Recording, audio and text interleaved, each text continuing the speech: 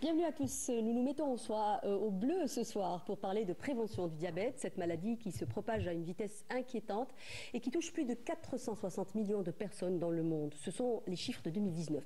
Le phénomène est qualifié de véritable pandémie. L'OMS prévoit 622 millions de diabétiques d'ici 2040.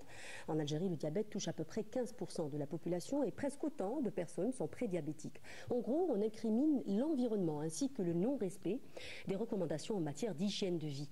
Dans cette émission, on tentera de comprendre qu'est-ce qu'un diabète, peut-on l'éviter, comment vivre avec, quels sont les traitements disponibles et enfin, parvient-on aujourd'hui à éviter, voire à retarder les complications chez un diabétique. Voilà en gros le propos que je vous propose ce soir.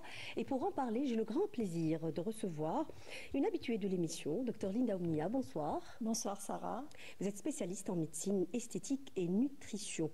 J'ai également le grand plaisir de recevoir dans cette émission Dr Khalfaoui Faiza. Bonsoir. Bonsoir à vous. Vous êtes médecin généraliste, vous êtes également président du comité scientifique de l'association des diabétiques au niveau de la wilaya d'Alger. J'ai également le grand plaisir de recevoir professeur Mezoued Mouna. Bonsoir. Bonsoir.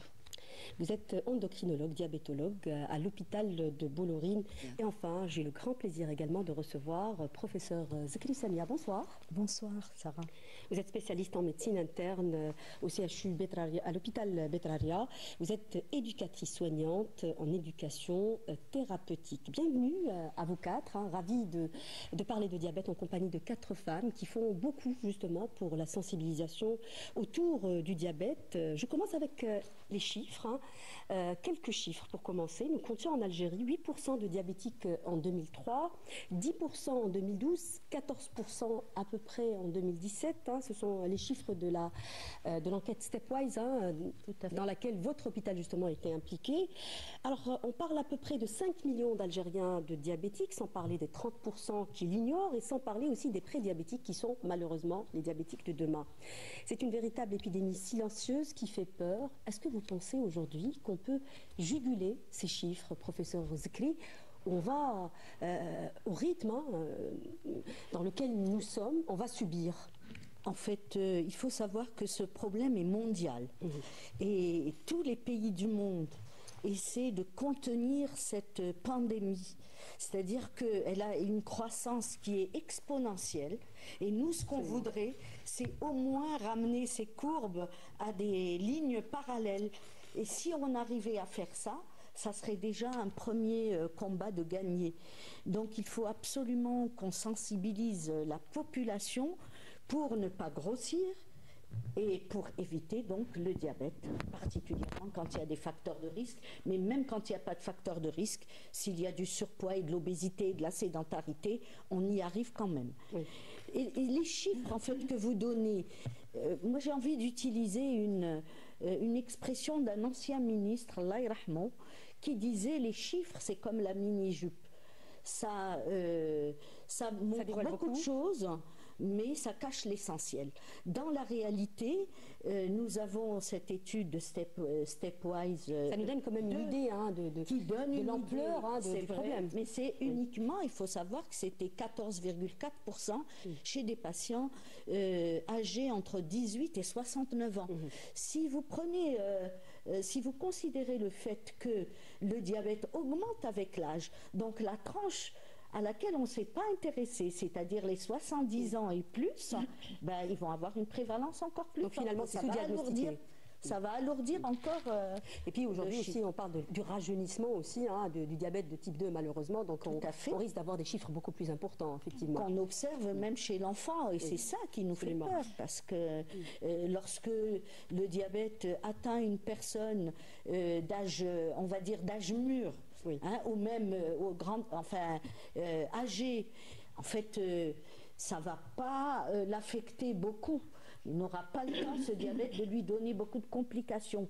Mais si ça tombe dessus chez les jeunes, c'est les complications, c'est la productivité qui s'en va et la vie est pourrie, en fait. Oui, absolument. Alors, on parle aussi, un autre chiffre, vous n'aimez pas trop les chiffres, mais voilà, c'est les chiffres de la même enquête. D'ailleurs, on parle à peu près à l'horizon 2030 de 30% d'obèses parmi les hommes et 46%, voire 48%, donc presque la moitié des femmes qui seront obèses à l'horizon 2030.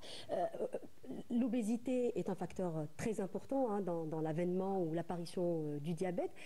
Quel est le facteur, j'ai envie de dire, sur lequel on doit vraiment agir? Vous allez me dire que c'est multifactoriel, mais est-ce que vous ne pensez pas que la sédentarité, particulièrement, est un problème de notre société, hein, quand on parle de la société algérienne? Absolument. Donc la sédentarité, comme on le disait tout à l'heure, c'est vraiment un des facteurs essentiels, mais pas que. Mais c'est un facteur aussi culturel. Hein. Donc on n'a pas beaucoup la culture du sport dans la société. Ça vient de plus en plus.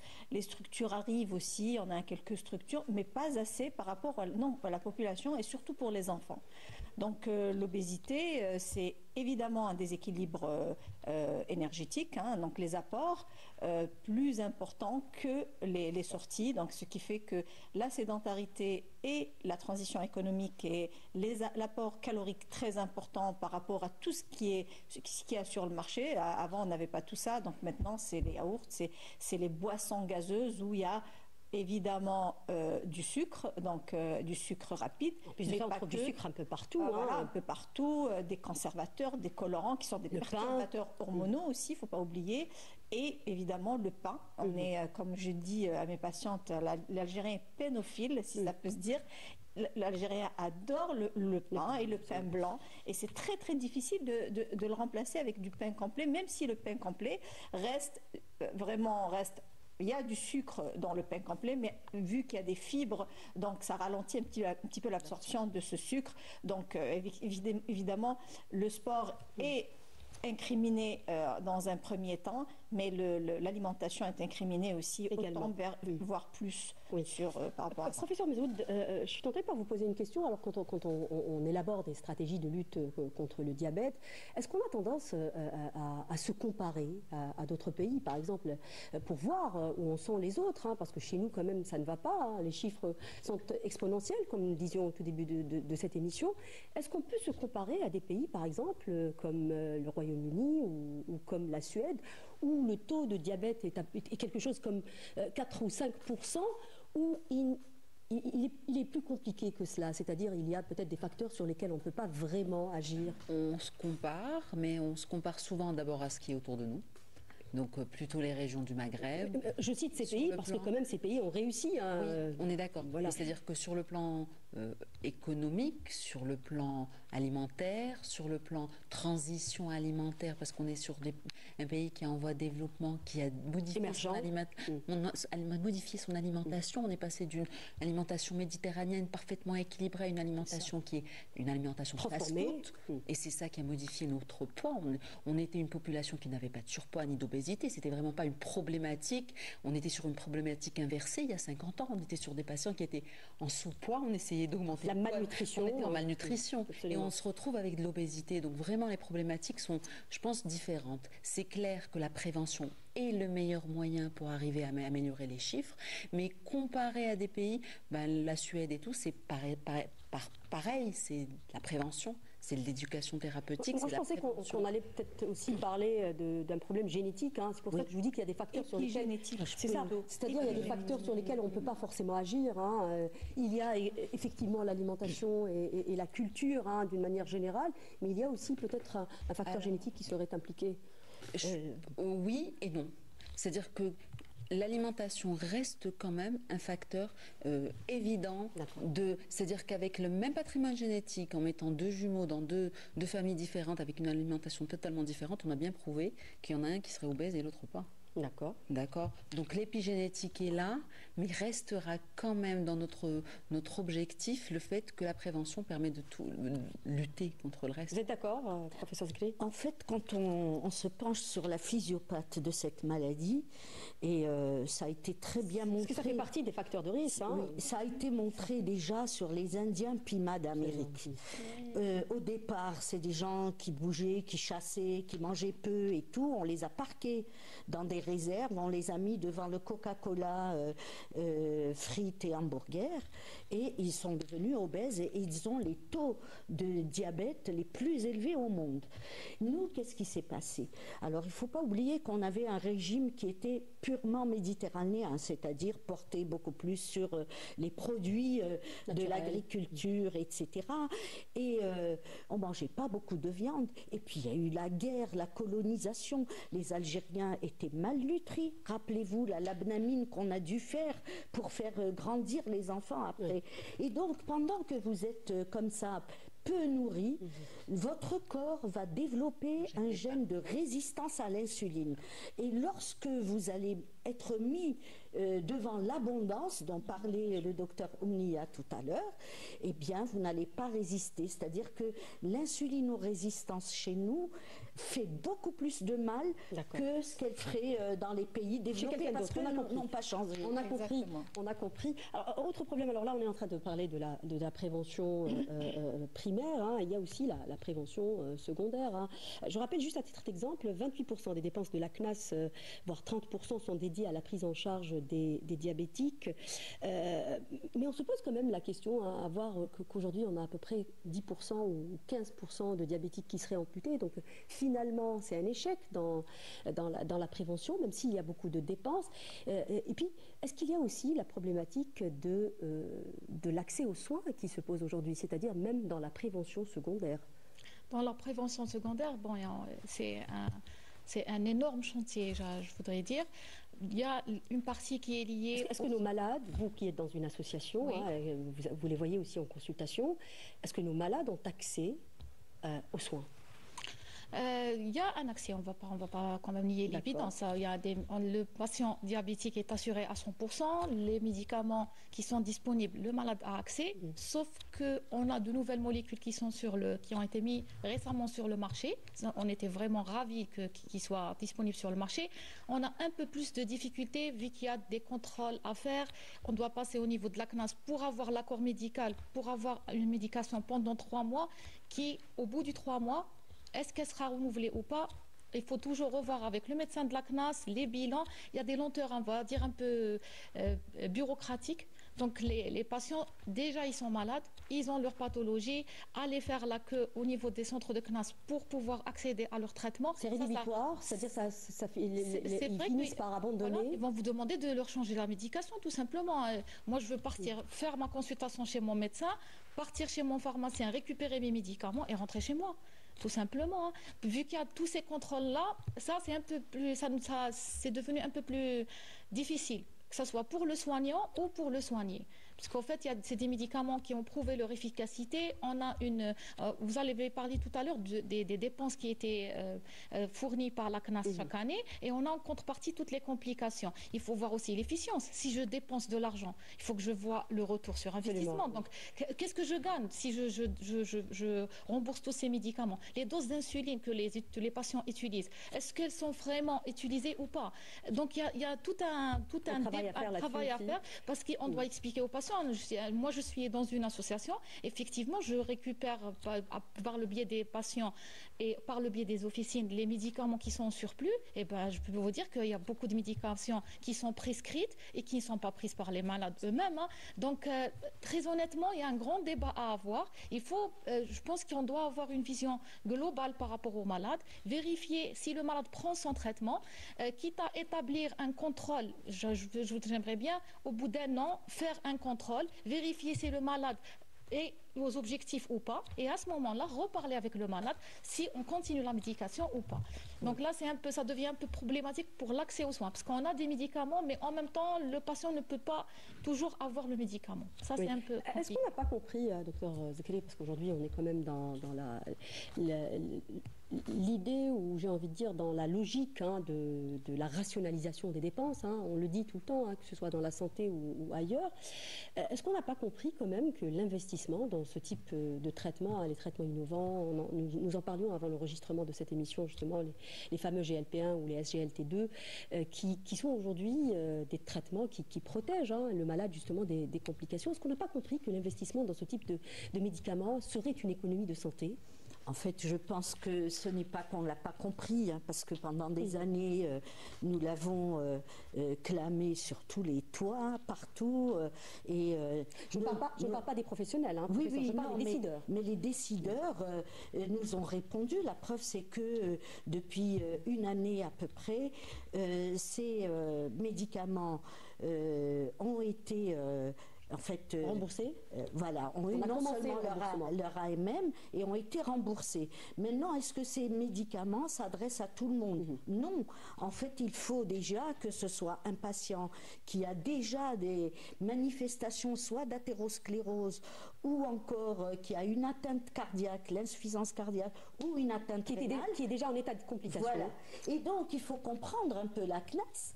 Elle a commencé par rembourser ces médicaments à la condition qu'on prouve que ces malades ont ces atteintes, et c'est réservé pour l'instant aux spécialistes. Dans un premier temps, et après on verra. Effectivement, vous avez raison de dire que ce qui coûte cher, c'est les complications.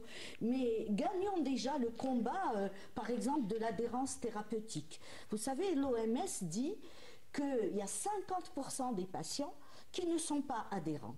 Et si vous les faites adhérer, eh bien, ça vous fait gagner énormément d'argent. C'est beaucoup plus que n'importe quelle innovation à venir dans les prochaines années. Professeur Bouskri, on parle déjà de dépenses énormes au niveau de la CNAS. Oui, tout à fait. On est en train de dire que peut-être justement il faudra revoir le placement de cet argent, parce qu'on dépense déjà beaucoup pour le diabète, que ce soit pour les dépenses d'une manière générale ou pour le pied diabétique particulièrement. Il y a énormément d'argent qui est déjà injecté dans le diabète, mais on ne voit pas le résultat. C'est ça le problème, c'est qu'aujourd'hui on voit beaucoup de diabétiques qui décompensent, qui font des complications, et ça coûte non seulement cher, mais ça coûte des vies aussi. Oui, donc c'est ça en fait peut-être l'idée, de revoir un peu le placement de cet argent, faire des évaluations, parce que c'est ça en fait qui nous fait défaut, c'est qu'on injecte de l'argent mais on n'évalue pas par la suite. Bon, il faut faire la différence entre les stratégies qui sont réfléchies au niveau du ministère, et la CNAS c'est le payeur. Donc, mais en termes de stratégie, moi j'ai vu les choses évoluer. J'ai 46 ans de médecine, d'exercice de la médecine dans le public, donc j'ai vu les choses. Ça n'évolue pas comme je voudrais, pas aussi vite qu'on voudrait tous, mais dans la réalité, il y a beaucoup de changements. Le pied, c'est un drame. Vous venez de l'envisager, et on a mis plus de 20 ans à nous battre pour qu'il y ait une nouvelle stratégie d'adopter de façon à aller vers la prévention. La prévention chez le malade, c'est-à-dire que si on doit éviter les choses ou diagnostiquer les choses précocement, ça va aller mieux. Sauf que ces stratégies qui ont été réfléchies par un groupe d'experts n'ont pas encore été... Il y a une circulaire d'application, mais on est en retard sur la formation des médecins, etc. Et ça demande un budget. La budgétisation a été faite, mais après, ça met du temps. Il faut que ça met du temps. Absolument. Je vais vous inviter, mesdames, justement, à regarder un reportage. On va ouvrir une parenthèse pour parler du diabète gestationnel, découvert durant la grossesse. Le diabète gestationnel peut, dans de rares cas, entraîner des complications pour la mère et l'enfant. Alors, comment le dépister? Quels sont les traitements proposés? Les réponses dans ce reportage signé Naïm Al-Walish. Regardez. Pendant la grossesse, de nombreuses femmes présentent un diabète gestationnel. Cette pathologie, qui disparaît la plupart du temps après l'accouchement, est partout à surveiller de très près. Mais comment la dépister? On reçoit la maladie ici même, dans le service, on l'installe et on commence le test. C'est afin de dépister, c'est un test qui permet le dépistage du diabète chez la femme enceinte. Il y a des facteurs de risque qui ont été définis pour le diabète gestationnel, qui sont l'âge au-delà de 35 ans, un poids, ou du moins calculé par le BMI, supérieur à 25 kg par mètre carré, un antécédent familial de diabète et éventuellement un enfant qui a pesé plus de 4 kg, c'est-à-dire un macrosome. Le diabète gestationnel est une hyperglycémie chronique chez les femmes qui n'étaient pas diabétiques au départ, et c'est la grossesse qui augmente les besoins en insuline qui le révélerait. Quels sont donc les risques pour la mère et l'enfant? Alors les risques pour l'enfant sont multiples. Si le diabète est survenu très tôt, eh bien il engendre des malformations congénitales, que ce soit au niveau du cœur, au niveau de la moelle épinière, etc. Donc il est possible qu'il soit avorté. Mais s'il survient au milieu de la grossesse, il peut donner soit par exemple des complications chez la mère, l'hypertension artérielle, un hydramnios, etc. Quand le diabète est révélé chez la femme enceinte, comment celui-ci doit-il être pris en charge? Quand on est diabétique, si on est connu comme diabétique, on prépare la grossesse. Mais si la grossesse survient pendant si le diabète survient pendant qu'on est enceinte, eh bien là, il faut corriger son alimentation, son activité physique, surveiller ses glycémies et au besoin y mettre de l'insuline puisque c'est le meilleur traitement pour le diabète pendant la grossesse. 16 femmes sur 100 présentent un diabète gestationnel, soit un total de 160 000 cas par an. En constante augmentation, cette pathologie, qui parfois demeure même après l'accouchement, peut substantiellement être maîtrisée pour peu que ces femmes adoptent une hygiène de vie particulièrement saine. Alors on a vu ce reportage justement qui revient sur le diabète gestationnel, qui à mon avis on n'en parle pas assez. Alors on va commencer peut-être par une définition. À quel moment on parle de diabète gestationnel, professeur? Alors le diabète gestationnel, c'est l'apparition d'une des troubles de la tolérance glucosée au cours de la grossesse. Ça veut dire qu'on a au cours de la grossesse, c'est une femme qui n'était pas diabétique, qui n'a aucune notion de diabète et au moment de la grossesse, essentiellement au deuxième trimestre de la grossesse, elle va avoir des difficultés, elle va avoir une anomalie de la fonction du pancréas, entre guillemets, qui va faire qu'on n'arrivera pas à contrôler sa glycémie et qu'il va s'élever. Le problème avec ce diabète gestationnel, c'est qu'il a beaucoup de conséquences sur la maman et sur le fœtus, du développement fœtal. Et ça, c'est en cas de diabète. Voilà, si on ne le suit pas, si on ne se fait pas suivre. Bien sûr, si on ne dépiste pas ce diabète gestationnel et si on ne l'identifie pas au cours de la grossesse et qu'on ne mette pas en route les thérapeutiques adéquates. Oui, mais je pense qu'on n'a pas de problème pour diagnostiquer, parce que les femmes enceintes, généralement, elles sont suivies par leur gynéco. Lors de la grossesse. Pardon? Lors de la grossesse. Oui, voilà. Le problème qui se pose maintenant, c'est que parfois on reçoit des patientes, on ne sait pas si le dernier bilan a été fait lors de la dernière grossesse. Donc par exemple, si elle a 2 enfants, elle va vous dire oui, la dernière fois que j'ai fait mes analyses, je l'ai fait, ça fait 5 ans, ça fait 4 ans. Donc vous n'avez aucune visibilité si la patiente, entre les 2 grossesses, a développé un diabète. Et du coup, on l'a découvert au cours de la grossesse, ou le trouble est apparu au cours de la gestation en cours. Donc ça constitue un très gros problème. C'est vrai que les femmes enceintes sont très investies, très honnêtement, quand vous leur expliquez, quand vous leur demandez de faire les cycles glycémiques, quand vous leur demandez de s'injecter de l'insuline, ils le font, elles sont très impliquées. Voilà, elles ont peur pour le petit, c'est ça? Elles ont peur pour le petit. On a plus une adhésion lors de la grossesse que, par exemple, en dehors. C'est une motivation en soi, la grossesse, c'est ça. Pourquoi il est important de prendre en charge un diabète gestationnel, docteur Omnia? Est-ce que ça vous arrive de prendre en charge des femmes enceintes justement qui font du diabète? Oui, ça m'arrive, bien sûr, ça m'arrive. Après, je pense qu'en général, elles sont prises en charge par leur gynécologue. Donc, et parfois, quand elles décompensent, elles sont même hospitalisées, etc. Mais il est très important, évidemment. Déjà, moi, c'est du côté nutritionnel. Déjà, pendant la grossesse, je prends en charge le côté nutritionnel des femmes qui ont bien envie. Elles sont malheureusement très rares.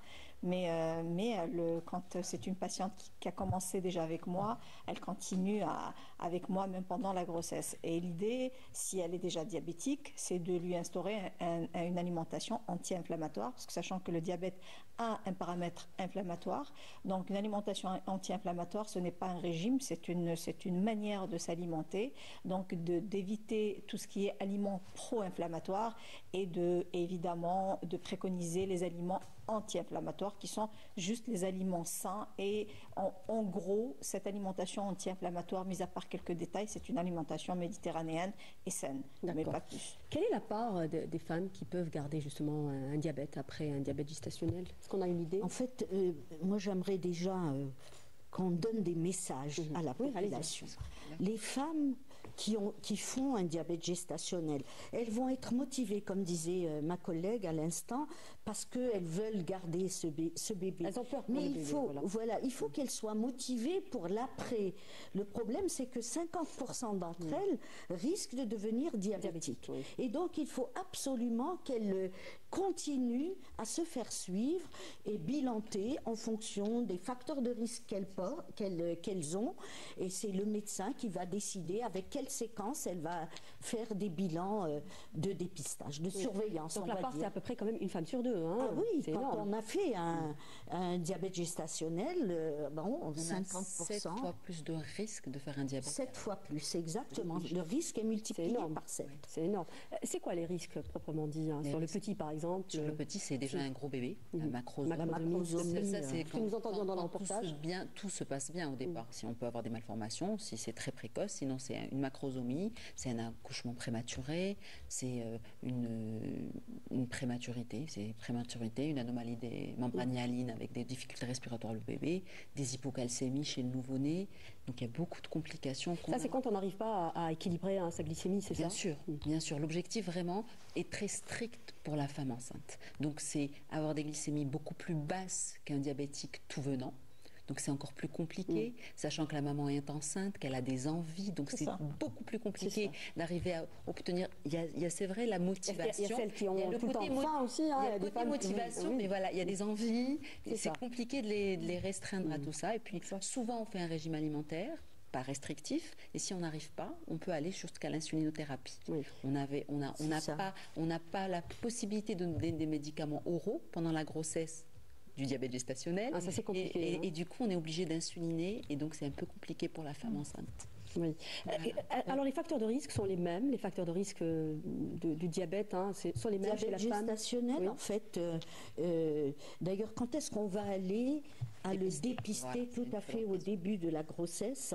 C'est chez les personnes qui ont dépassé 35 ans, c'est les personnes aussi qui sont en surpoids, donc avec un BMI supérieur à 25. C'est un grand classique de demander un FNS pour toutes les femmes enceintes. Donc on dépiste à peu près tout le monde. On demande la glycémie uniquement. Une glycémie à jeun dans un premier temps. D'accord. Et puis donc si on a déjà des antécédents de diabète gestationnel lors d'une grossesse antérieure, ou si on a fait de gros enfants, est-ce que j'ai ça c'est très important, les antécédents familiaux. Ça c'est très important de dire les gros bébés, parce que chez nous un gros bébé c'est un signe de bonne santé. Alors que finalement ça aussi justement l'autre message que j'ai envie de donner en rebondissant sur ce qui a été dit, c'est que c'est vrai que la maman a des envies, ou la future maman a des envies, mais il faut aussi qu'elle sache qu'on n'a pas besoin de manger pour deux, parce que de toute façon, le bébé est nourri. C'est un lieu commun. Absolument, c'est un lieu commun. Tout le monde le dit, il faut manger pour deux. Il y a un poids à surveiller. Il ne faut pas dépasser 9-10 kilos pendant la grossesse. Or, on voit des femmes qui dépassent les 20 kilos. Comment voulez-vous qu'elles ne fassent pas de problèmes gravidiques ou de problèmes des enfants qui posent problème. Les nourrissons également peuvent poser problème à la naissance. Donc il y a, je pense, des choses contre lesquelles on peut lutter uniquement en informant la population. Et puis les mamans qui après l'accouchement vont faire plein de plats. Mena et mchoucha, tous les jours, tous les matins. Bonjour les kilos, et on sait que cet excès de gras et de sucre, cet excès de poids va appeler encore le diabète. Donc si elle a fait juste un diabète gestationnel, elle risque de basculer dans le diabète. Elle risque de le garder, malheureusement. Alors, autre question, on ferme un peu cette parenthèse de diabète gestationnel, parce que ça nous paraissait quand même important d'en parler. Beaucoup de femmes finissent, justement, comme vous le disiez à l'instant, par étant diabétiques, même si elles auraient pu l'éviter. Alors, autre question très importante aussi dans le diabète d'une manière générale, le prédiabète aussi, c'est une période essentielle. À quel moment on est prédiabétique? Parce qu'il faut dire que cette période, elle est essentielle parce qu'elle est réversible. Alors, le prédiabète se définit médicalement par un seuil de glycémie. C'est une glycémie pas tout à fait normale. C'est au-delà d'1 gramme ou 1,10 gramme en fonction des équipes, et pas élevé pour dire qu'on est diabétique, pas supérieur à 1,26 gramme. Donc c'est entre 1,10 1,10 et 1,26, on est sur une hyperglycémie modérée à jeun. D'accord. Donc là déjà, on a des anomalies physiopathologique qui dit que le glucose, il est produit de façon pas assez normale et il y a une petite, ce qu'on dit, une insulinorésistance. Et puis, c'est la glycémie après le repas. C'est 2 heures après le repas, on a une glycémie qui est supérieure à 1,40 g, qui normalement ne doit pas s'élever au-delà d'1,40 g. Dans ces 2 conditions, on parlera d'un patient qui a une intolérance au glucose ou un prédiabète avec une hyperglycémie modérée à jeun, et c'est des facteurs, des signaux d'alerte qui nous permettraient de dire au patient stop.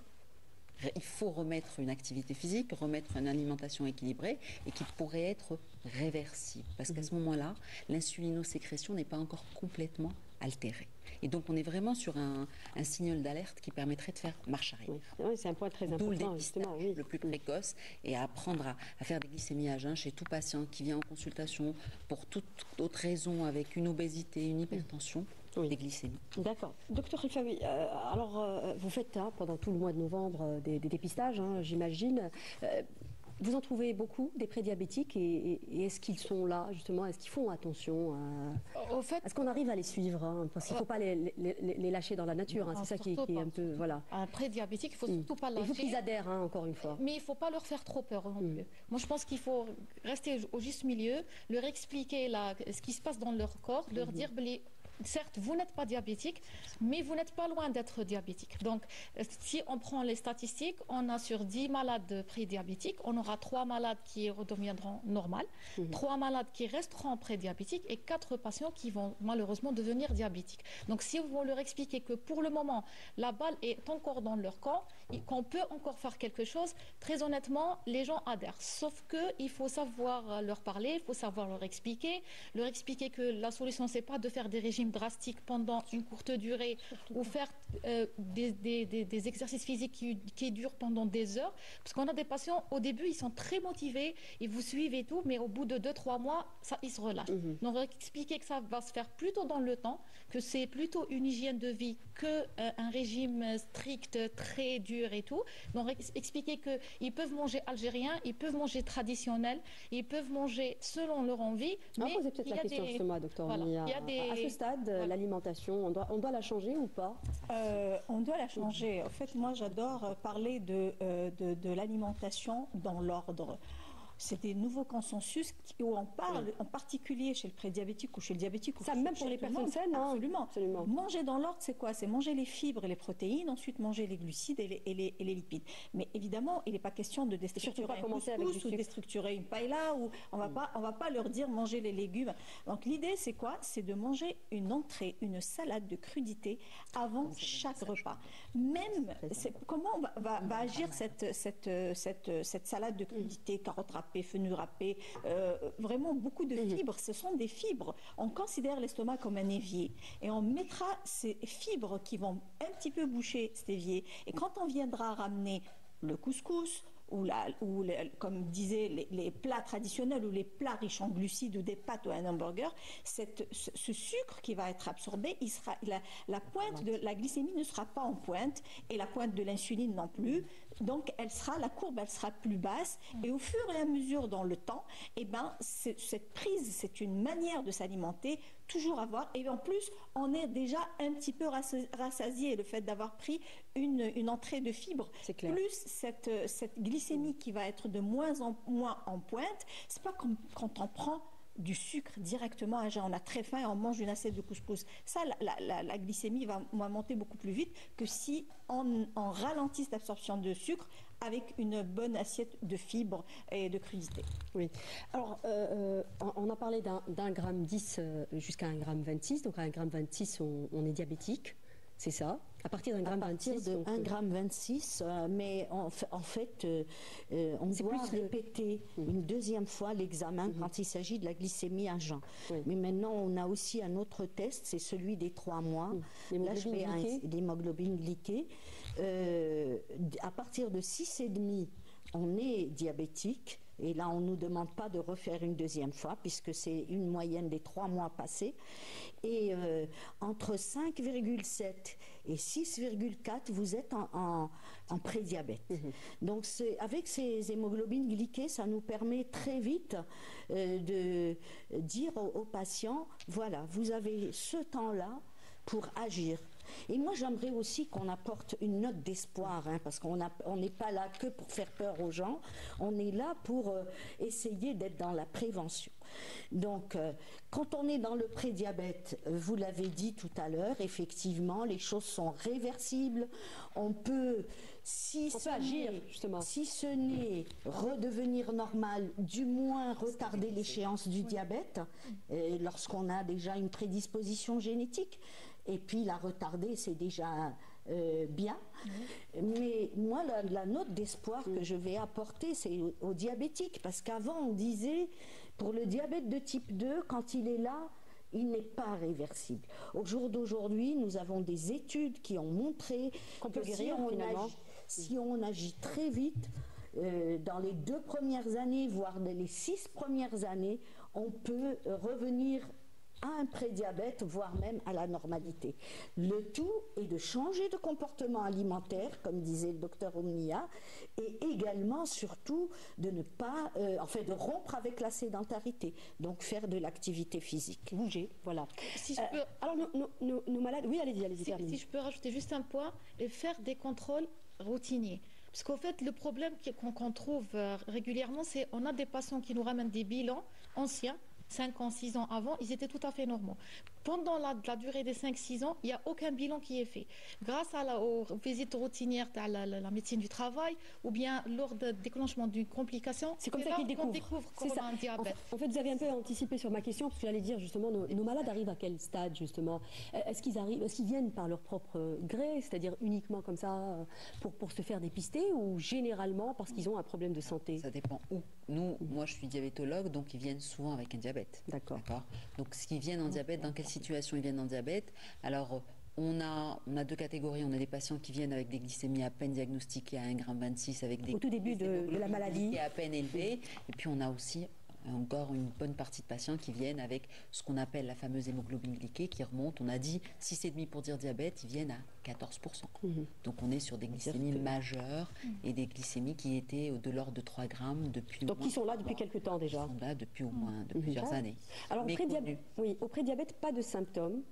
Hein, c'est ça qui. Non, c'est pour ça qu'il faut se faire. D'où l'intérêt de se faire dépister justement. Le diabète, pas de symptômes. Les choses changent depuis. En fait, moi, je me rappelle dans cette lutte contre le diabète, on avait commencé dans les années 2000-2001 avec un programme donc du ministère de la Santé.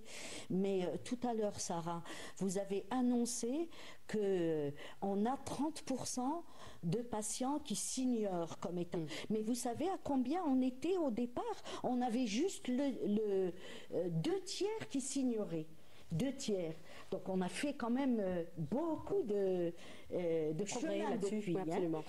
Après ça a été 50% et maintenant c'est juste 30%. Pourquoi? Parce qu'il y a des campagnes de dépistage. Il y a les gens qui ont la culture d'aller consulter parce qu'ils savent qu'avoir une notion de diabète dans la famille ou avoir du surpoids, ça vous expose. Mais il y a aussi ces campagnes de dépistage. Il y a des cliniques mobiles qui sillonnent l'Algérie et qui vont donner une chance à la population qui n'a pas de diabète, pas forcément. Voilà, de faire un bilan, et à ceux qui sont déjà diabétiques de faire un bilan de retentissement. Oui. Voilà, donc les choses se font. Moi, je crois que l'accès aux soins, il est là. Hein. Le parcours de soins est bien défini. Oui, absolument. On parle en tout cas sur la notion aussi de l'éducation thérapeutique qui est essentielle aussi dans cette maladie. Alors, qui doit se faire dépister? On en a parlé brièvement, on a dit la notion de génétique, on a parlé d'obésité. Est-ce que tout le monde doit se faire dépister finalement ou il y a quand même un dépistage ciblé?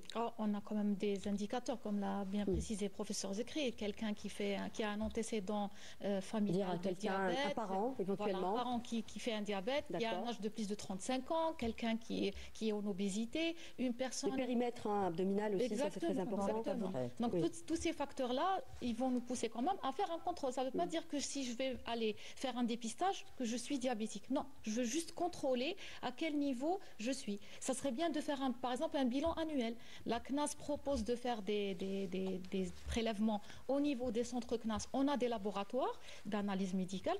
Le patient peut se présenter au niveau de ces laboratoires, grâce à sa carte Chifa, par exemple, bénéficier d'un bilan pour voir à quel niveau il est. Au moins pour savoir chaque année je suis à quel niveau. Et si jamais je change de statut, au lieu d'avoir des résultats qui sont normaux, je me retrouve en prédiabète, je vais me rapprocher du médecin le plus proche pour pouvoir justement discuter avec lui comment je dois faire pour revenir vers l'art normal. C'est le but ultime de la prévention secondaire. Oui. Alors on parle... Oui, allez-y, bien sûr.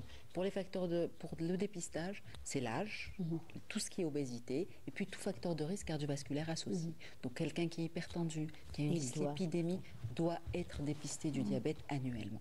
Sinon, on ne peut pas faire un dépistage de masse, l'objectif n'est pas là. On identifie sinon... Quand on dit l'âge, c'est à peu près... 40 ans. D'accord. À partir de 40 ans, donc c'est là où les maladies malheureusement s'installent, il faut faire attention. Alors, les symptômes, on a dit que pour le prédiabète, il n'y a pas de symptômes, mais pour le diabète, il y a quand même des symptômes, comme le fait d'avoir soif, le fait de... Tout à fait, au début, vous n'avez pas de symptômes. C'est une maladie... Ça, c'est déjà un stade avancé. Elle est silencieuse. Absolument. Ce n'est que quand les choses avancent, le malade va avoir la polyurie, il va avoir tout le temps faim, envie d'uriner, il va être fatigué, il va commencer un peu à maigrir. Ça ne se voit pas tant chez les personnes obèses, mais les autres. Et là, ça veut dire que la glycémie est vraiment montée. D'accord. Pour que ça passe déjà dans les urines, c'est qu'elle a dépassé 1,80 g. Si ça dépasse 2,50 g, on va avoir de l'acétone. Et cette acétone fatigue énormément, fait maigrir. Voilà les symptômes. Mais actuellement, il n'est pas normal d'attendre d'avoir des symptômes dans une maladie qui est silencieuse. Oui, mais si on est là justement, c'est pour le rappeler. Il faut aller vers les bilans systématiques. Chaque année, c'est pas trop que d'aller faire un bilan. Vous savez, il y a des examens de il y a aussi les lecteurs aujourd'hui, professeur Zekri, on peut acheter les lecteurs en pharmacie et ça coûte rien. En fait, de se tester de temps en temps. On les achète même pas. Oui, voilà, ils sont offerts. Ils sont offerts. Donc, par rapport à ce que disait ma collègue tout à l'heure, les gens qui sont dans le prédiabète, c'est sûr que la CNAS ne va pas rembourser les bandelettes. Parce qu'il faut prouver que vous êtes diabétique. Mais enfin, que si vous expliquez aux malades qu'il risque de devenir diabétique et que c'est bien de faire ne serait-ce que 2 contrôles par semaine et particulièrement 2 heures après les repas, il va le faire. Il va le faire parce que c'est quoi acheter une boîte de 50 bandelettes sur 3 mois, c'est pas excessif pour sa santé. On dit que la santé n'a pas de prix. Elle a quand même un coût pour la CNAS, mais pour la personne, elle n'a pas de prix. Non, mais c'est rien, investir dans un lecteur, c'est rien du tout. Ça ne suffit pas en soi, mais pour avoir une idée de sa glycémie. Voilà. Alors, on a parlé des facteurs de risque, on a parlé de l'alimentation, on a parlé de la sédentarité. Alors, on parle aussi du stress aujourd'hui comme étant un facteur. Est-ce qu'on peut parler d'infection? Parce que beaucoup de gens vous diront, par exemple, que moi, j'étais bien, j'ai eu mon diabète suite au décès de mon père, parce que j'ai eu un choc. Est-ce que le stress est un facteur de risque? C'est le point. Ou c'est un facteur déclenchant? C'est un facteur déclenchant et c'est un facteur de risque et c'est le point de départ de beaucoup de maladies. Absolument, aujourd'hui. Que ce soit X, donc la sédentarité et le stress. On parle de cortisolémie aujourd'hui. Absolument, et le cortisol, les surrénales qui sécrètent le cortisol et quand il y a un trouble métabolique, là, ça retentit sur tous les organes, au fait, de la tête aux pieds, et en particulier par rapport à ce déclenchement de cette maladie du diabète. Mais après, c'est plus facile à dire, il faut déstresser qu'à faire. Après, encore une fois, on revient sur quelque chose qui déstresse et qui ne coûte pas cher, c'est le sport, c'est l'activité physique. Donc, on tourne autour de cette activité physique aussi bien pour déstresser que pour avoir un bien-être, sécréter cette endorphine qui va nous soulager. Et beaucoup de gens, dès qu'ils sont stressés, ils vont courir. Mais beaucoup d'hommes, malheureusement, mais pas beaucoup de femmes. Parce que les chiffres le disent, en tout cas, on a beaucoup plus de femmes obèses. Pour qu'une femme aille en fin de journée courir dans un stade ou faire de la marche, etc., c'est pas du tout pas aussi évident. simple. Mais si on doit parler de stress, il y a quelque chose de pas cher et qui est à la portée de tout le monde, mais qu'il faut être motivé pour le faire, c'est le sport. Après, faire de la psychothérapie pendant la consultation de nutrition ou pendant la consultation de diabéto ou de médecine interne, on le fait tous. Et aller vers le psychologue, malheureusement, là, c'est le tabou et dire pourquoi vous m'envoyez chez le psychologue, je suis pas folle. Voilà. Docteur Alfawi, vous vouliez parler du stress? Oui, ben, c'est général. Parfois, ça rentre aussi d'un peu dans le déni de la maladie. D'accord. Parce qu'il y a des gens qui n'acceptent pas. Qui n'acceptent pas la maladie, donc ils vous disent non mais moi j'étais bien, hein. C'est juste parce que j'ai eu un choc que j'ai développé cette maladie. En contrepartie, si on explore le malade, on n'aura aucune idée pendant une longue période. Donc on ne peut pas savoir, peut-être qu'il a développé son diabète avant et que le stress, l'événement stressant a juste déclencher voilà, le diabète. Donc peut-être que le patient est diabétique, mais du fait qu'il est dans le déni, il n'accepte pas. Donc l'apport, vraiment, je suis entièrement d'accord avec Dr Mnia, l'apport du psychologue est très important.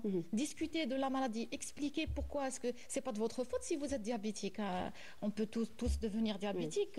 Est-ce qu'on accepte aujourd'hui mieux sa maladie quand on parle du diabète, hein, parce qu'il y a quelques années, les gens avaient beaucoup de mal d'en parler. Hein. Les femmes avaient peur de ne pas se marier, les hommes avaient honte de parler de diabète parce que c'était souvent associé à des problèmes, par exemple, d'érection.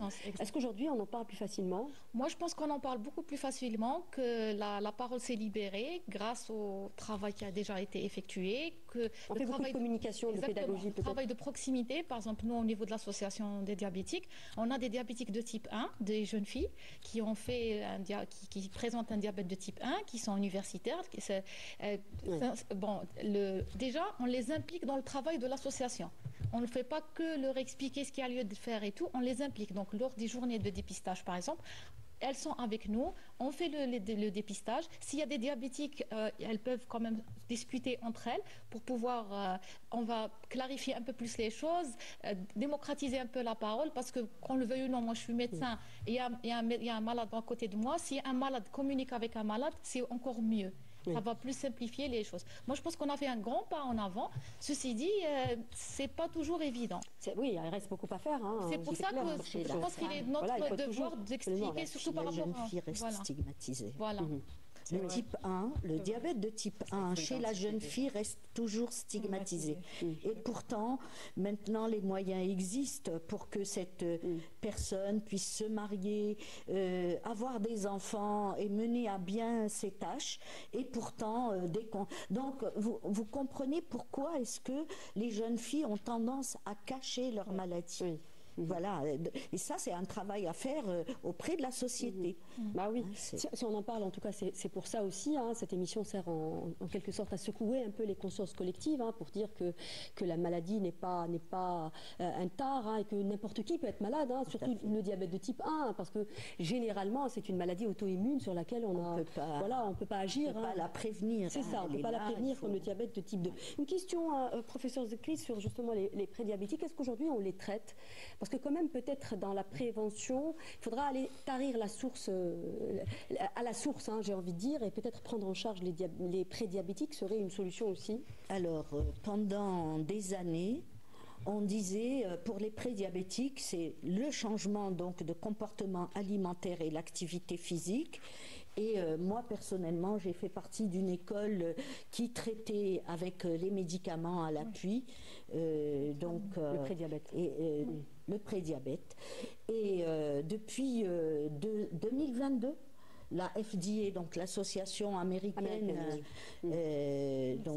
Food and Drug, a donné son aval pour dire oui, il faut maintenant traiter, parce qu'il y a eu des études où on a vu que finalement, quand on fait des régimes trop stricts, on arrive à un résultat, mais on lâche au bout d'un moment. Alors que quand vous prenez des médicaments, peut-être que, mais en associant, bien entendu, le médicament tout seul ne peut rien faire. Il faut absolument l'associer aux règles diététiques.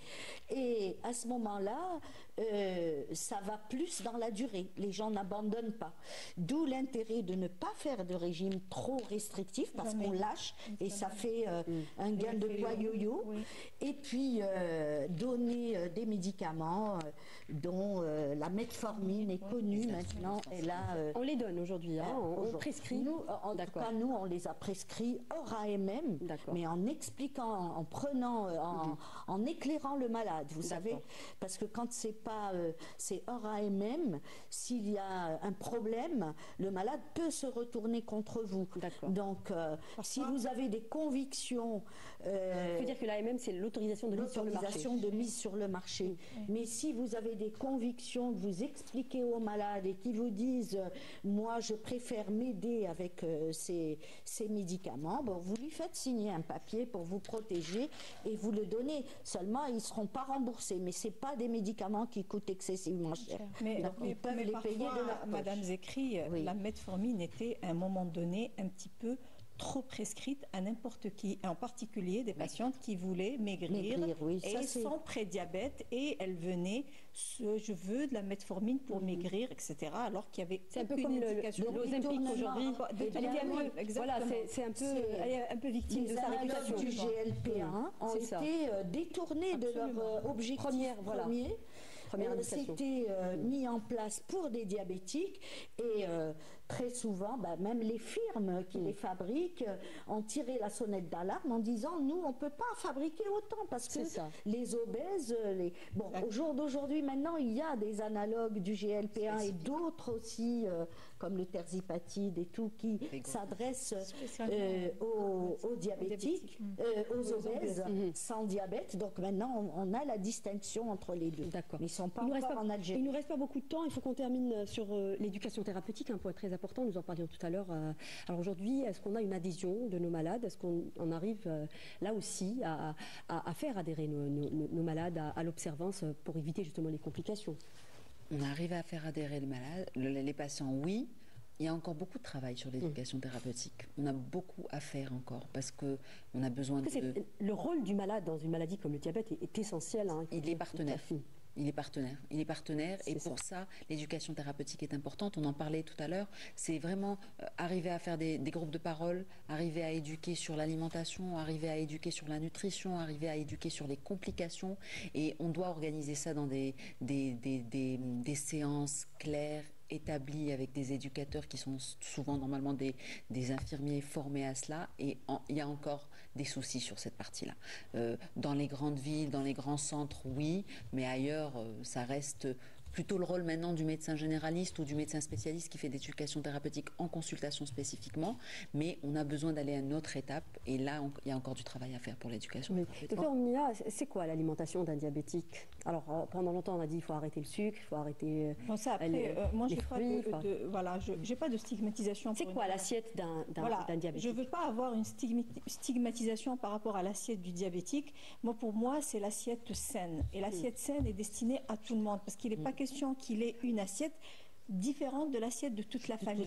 Donc, manger, c'est manger sainement, manger des protéines de bonne qualité, manger des fruits et légumes, avoir des glucides mais de bonne qualité avec des fibres, donc avec de la farine complète, et manger encore une fois anti-inflammatoire, ne pas manger beaucoup de viande rouge, éviter tout excès, aussi bien dans les fruits, parce qu'il faut savoir qu'il y a des gens qui nous disent j'ai pas dîné mais j'ai dîné qu'avec une assiette de fruits. Il faut savoir que le fructose est un sucre et qui donne tout ce qui est graisse viscérale. Donc à ce niveau-là, il faut savoir que tout excès est mauvais et qu'il faut manger dans la modération. L'assiette du diabétique, c'est une assiette avec une moitié de légumes, un quart de protéines et un quart de glucides. Est-ce qu'on doit arrêter quand même les sucres raffinés, les farines blanches? Je pense que j'ai même pas besoin de le dire. Ça, c'est tellement évident. Substituer le sucre blanc par du sucre de date. On a un pays de date et maintenant on retrouve de la poudre de date, de la confiture de date, etc. Où franchement on fait des très très bons gâteaux. Moi j'avais fait un atelier nutrition pendant le Ramadan. On avait fait plein de gâteaux avec du sucre de date qui était très bon et qui était de très bonne qualité. Encore une fois, ne pas en abuser, quel que soit X. Là, ça reste du sucre. Et ça c'est une histoire de modération. C'est un rééquilibrage. Alors on termine avec vous. Il nous reste plus de temps. On termine avec vous avec une question. Comment retarder les complications ou les éviter, si on peut les éviter? Tant pis, hein, on ne parlera pas d'éducation thérapeutique, mais... on en a parlé. Alors, comment retarder une fois qu'on a le diabète, le combat pour nous, c'est justement de retarder ou d'éviter ces complications. Ce qu'on voudrait, c'est éviter.